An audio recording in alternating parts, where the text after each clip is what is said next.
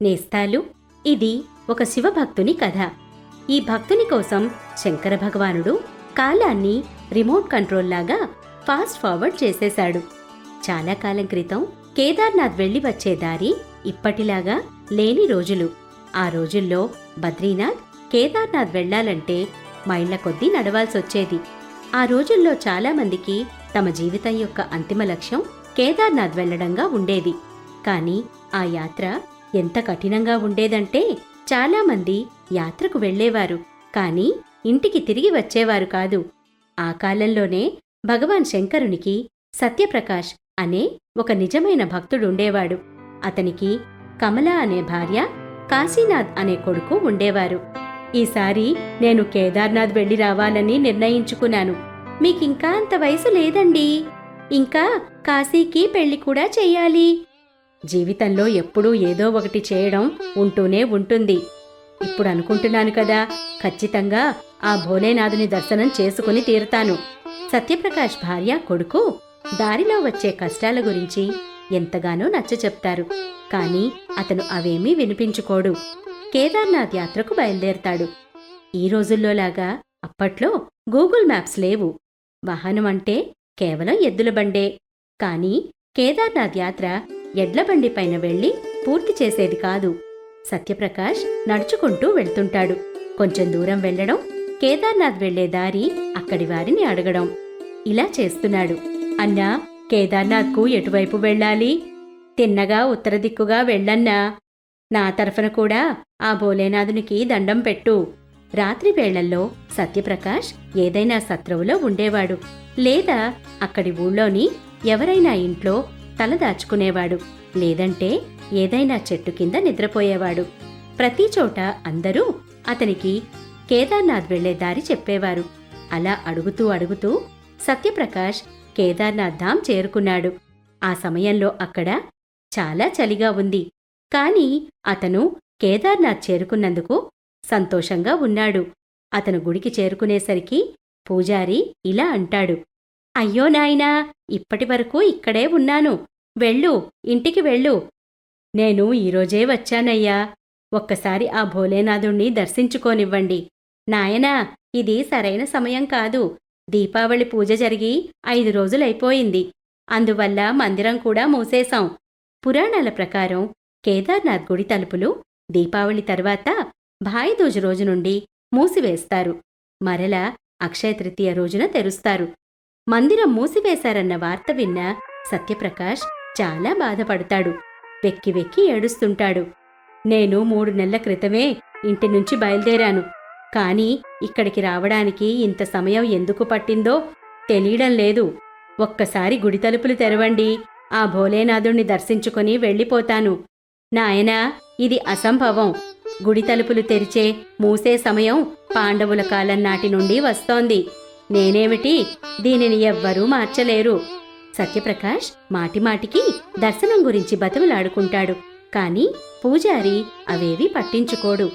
ఇక్కడ భయంకరమైన చలి వస్తుంది. నువ్విక్కడ్నుంచి వెళ్ళిపో. 6 నెలల తర్వాతే రా. నీకు 6 నెలల తర్వాతే ఆ శివుని దర్శనం కలుగుతుంది. ఇక్కడ ఇదే నియమం. 6 నెలలు గుడి మూసి ఉంటుంది, 6 నెలలు తెరిచి ఉంటుంది. ఇలా చెప్పి పూజారి అక్కడ్నుండి వెళ్ళిపోతాడు. సత్యప్రకాష్ వెక్కి వెక్కి ఏడుస్తుంటాడు. అతను దగ్గర్లో ఉన్న ఒక దుకాణదారునితో భగవంతుని దర్శనం చేసుకోవాలనే తన కోరిక చెప్తాడు. అన్నా, నేను చాలా దూరం నుంచి 3 నెలలు ప్రయాణించి ఇక్కడికొచ్చాను. ఆ భోలేనాథుణ్ణి దర్శించుకునే ఏదైనా ఉపాయం చెప్పన్నా. నేను కూడా ఇవాళ వెళ్ళిపోతున్నాను. గుడి మూసేసిన తర్వాత ఇక్కడ ఎవరూ ఉండరు. 6 నెలల పాటు ఇక్కడ ఉండడానికి, తినడానికి ఏమీ దొరకదు. నాతో పాటు కిందికి పద. ఇక్కడ ఉండడం అసంభవం. ఇక్కడ చాలా చలిగా ఉంటుంది. తాగడానికి నీళ్ల బదులు మంచు ఉంటుంది.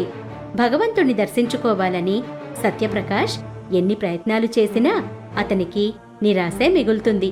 అతను ఎంతో కష్టపడి భక్తితో భోలేనాథుని క్షేత్రానికి వచ్చాడు. కాని ఇప్పుడు దర్శనం చేసుకోకుండానే వెళ్ళిపోవాల్సొస్తోంది. జీవితంలో కేదార్నాథ్ దర్శనం రాసిపెట్టి ఉందో లేదో. ఇలా అని ఆలోచించుకుంటూ సత్యప్రకాష్ గుడి బయట చాలాసేపు కూర్చుంటాడు. ఎప్పుడు సాయంత్రం అయ్యిందో అతనికి తెలియలేదు. ఏమీ తినకుండా ఏడ్చి ఏడ్చి అతను డీలా పడిపోయాడు. ఇంతలో ఎవరో వస్తున్న అలికిడి వస్తుంది. ఆ అలికిడికి అతను తలెత్తి చూస్తే ఎదురుగా ఒక సాధువు ఉంటాడు. ఏమైంది నాయనా, ఎందుకేడుస్తున్నావు? సమస్యేమిటి? బాబా, నేను శంకర భగవానుడి దర్శనం కోసం 3 నెలలు ప్రయాణించి ఇక్కడికొచ్చాను. నేను రావడంలో 2-3 రోజులు ఆలస్యమైంది. గుడి తలుపులు మూసేశారు. ఇప్పుడు 6 నెలల తర్వాతే గుడి తలుపులు తెరుచుకుంటాయని అందరూ అంటున్నారు. నేనెంత అభాగ్యుణ్ణి! కేదార్నాథ్ వచ్చి కూడా శంకర భగవానుణ్ణి దర్శించుకోలేకపోతున్నాను. మళ్లీ జీవితంలో కేదార్నాథ్ వస్తానో లేదో. భోలేనాథుడు కూడా నన్నెందుకు ఇలా శిక్షిస్తున్నాడో. మనసేమీ బాగోలేదు బాబా. దుఃఖించకు నాయనా, నువ్వు స్వచ్ఛమైన మనసుతో ఆ శంకర భగవానుణ్ణి దర్శించుకోవడానికి వచ్చావు. నీ మనసులో ఆ శంకరుని పట్ల నిజమైన భక్తిని చూశాను. నన్ను నమ్ము. నువ్వు భోలేనాథుణ్ణి దర్శించుకోకుండా ఇక్కడ్నుంచి వెళ్ళవు.